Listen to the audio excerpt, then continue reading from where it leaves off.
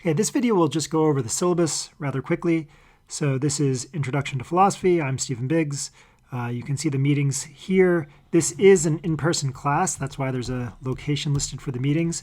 It is not a hybrid class or an online class. If you want to be in an online class, you should switch to one of the online sections of this class. This class is, again, an in-person class. So office hours are going to be virtual. All materials are on Canvas. There's modules on Canvas, including everything you need. The modules are organized by type of material. They are not organized thematically. So it's not like there's a module for the first part of the course and then a module for the second part of the course. Instead, there's a module for the readings that run through the whole course, and then a module for the slides that run through the whole course, and so on. You should check Canvas regularly for announcements. This is especially important this term when so much can change so fast. And then finally, read this syllabus very carefully. It includes a lot of administrative information that you might need during the term. So if you have an administrative question, like when something is due or what a policy is regarding late assignments or something like that, you can find it on this document. I would prefer you look at the document before you ask me. The next thing up is description and objectives. I'm not going to read through this now. I strongly suggest that you read through this. You can think of it as a summary of the first section of the course, so it's a really good study tool to read through this. The first section of the course basically asks the question, what is philosophy, and looks at a few different answers to that question, and the summary of that section is right here in as succinct a form as you'll get it. I would recommend reading this before you start the course, like maybe after the first class, and then reading it again at the end of the first unit. Okay.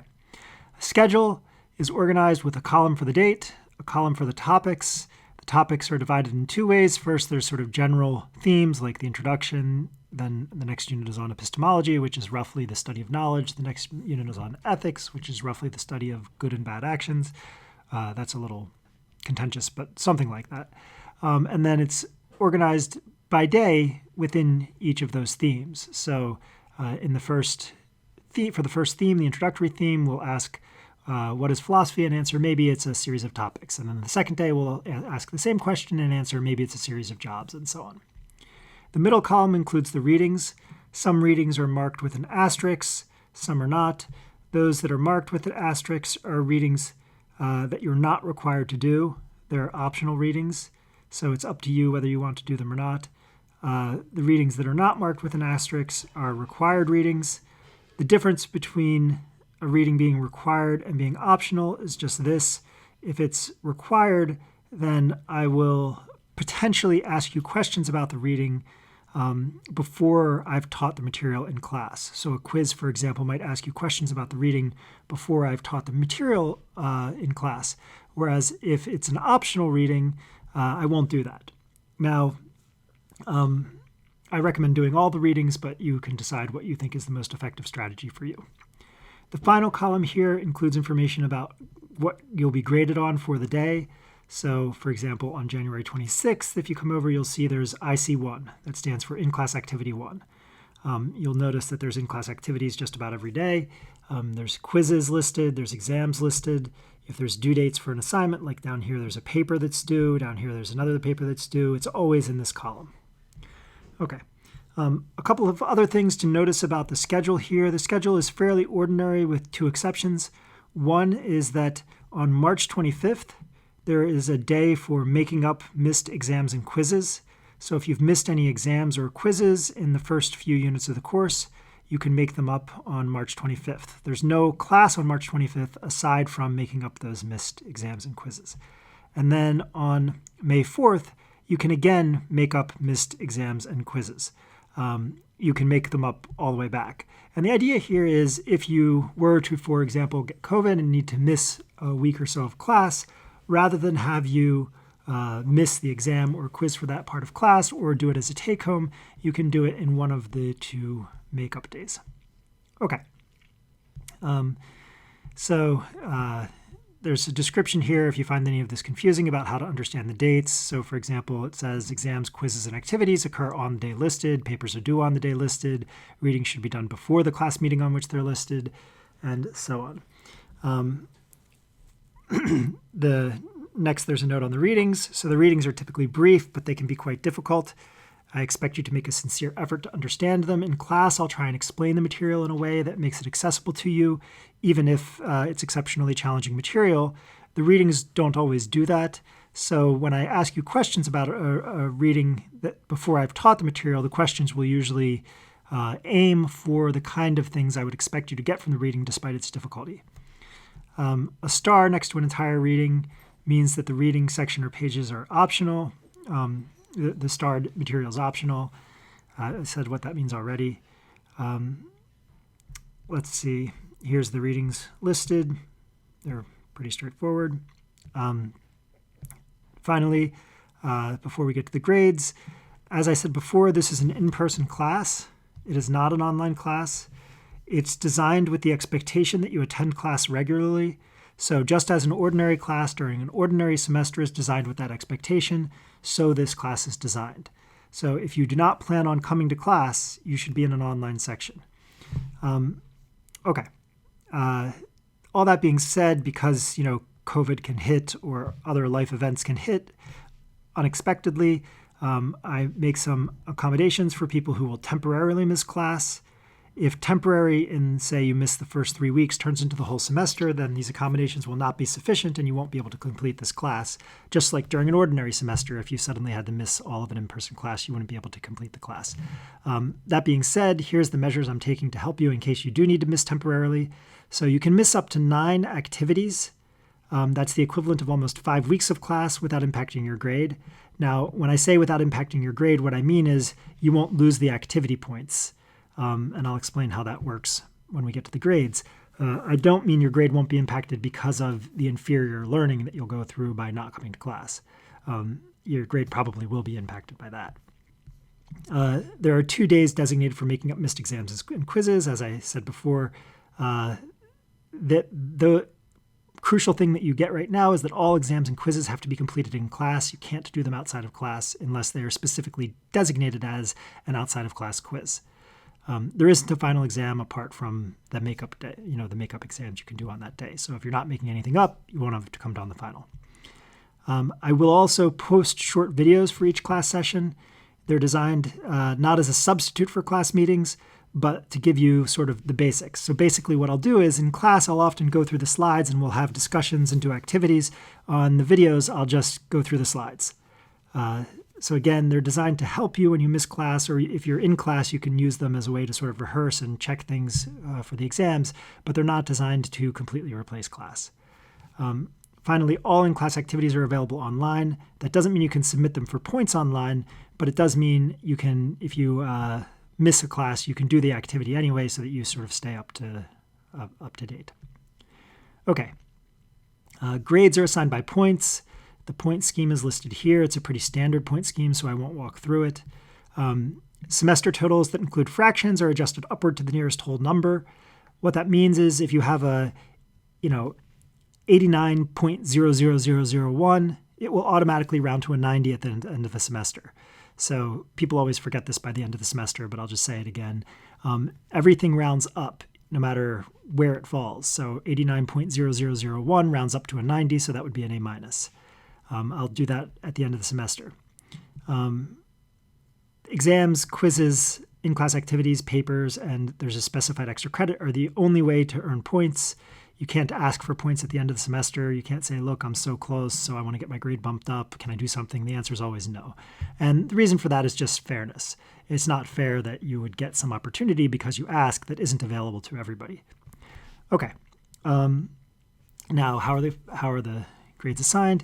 Exams are worth 45 points. There's 3 exams. Each is worth 15 points. They cover the first three sections of the course.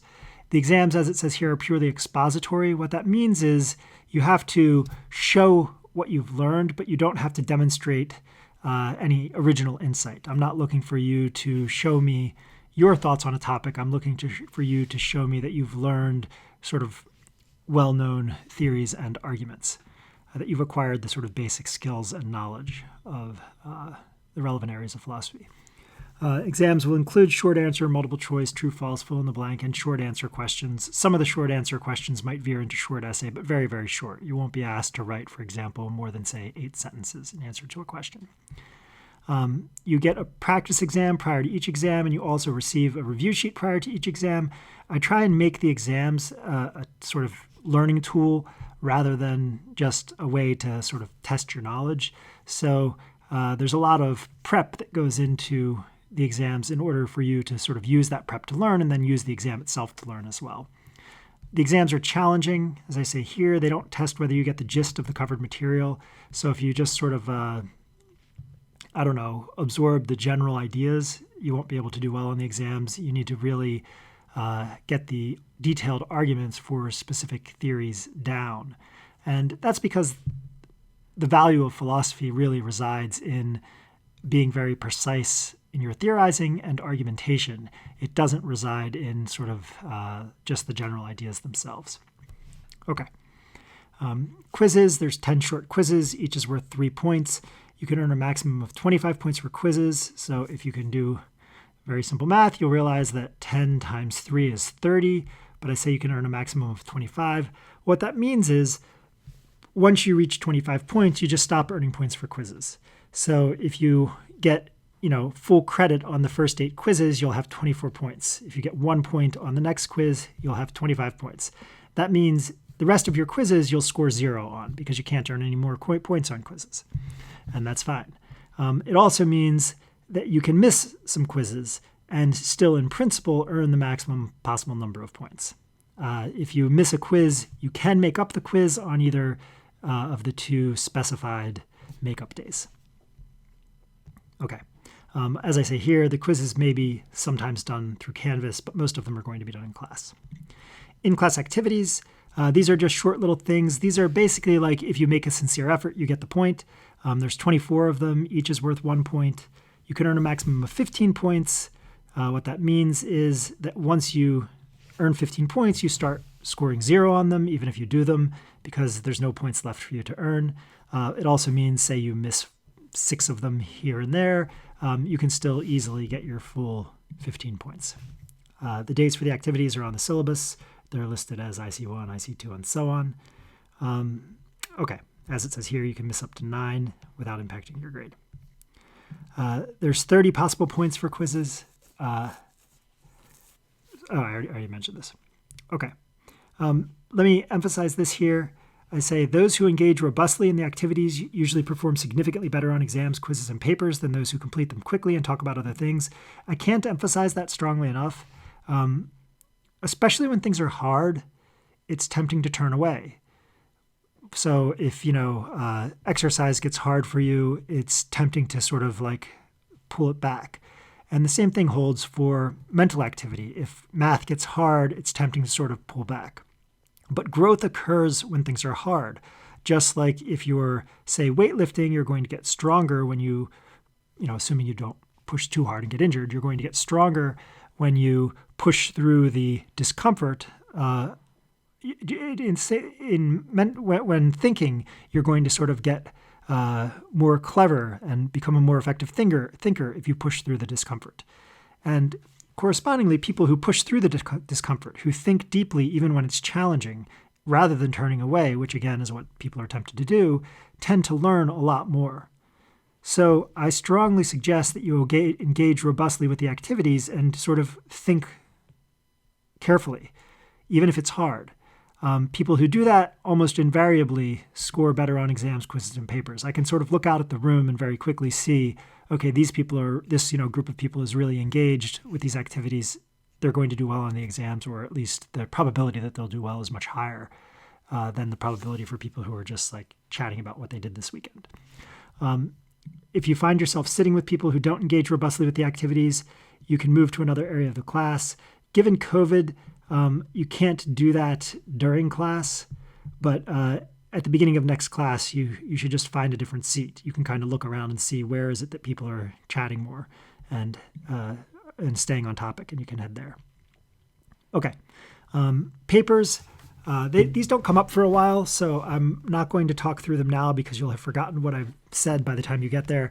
But you can read through this to get a sense of the papers. Maybe the crucial thing to notice for now is that the papers don't require a whole lot of writing. The first paper, for example, is 400 words, and the second paper is the same. So there's only, for the whole class, you're only going to write a very small number of words, and there's a very particular way that I want you to do the writing, and we'll talk about that when the time comes. And the extra credit is basically doing something very similar to those assignments. Finally, you can consider the link here to be an extension to the syllabus. This includes, for example, the statement on free speech that's required to be on all syllabi. I should say, by way of endorsement of the principles behind that statement, that I strongly encourage you to think carefully and express honestly what you think about any of the material that we cover. I tend to find that students are far too deferential. I'd rather you be challenged. I'd rather you challenge me and challenge what I say than sit there passively and take it in. I really want you to think carefully, think for yourself, and say what you think. Okay, so that's the syllabus. I'll stop there, and in the next video, we'll start with actually talking about what philosophy is.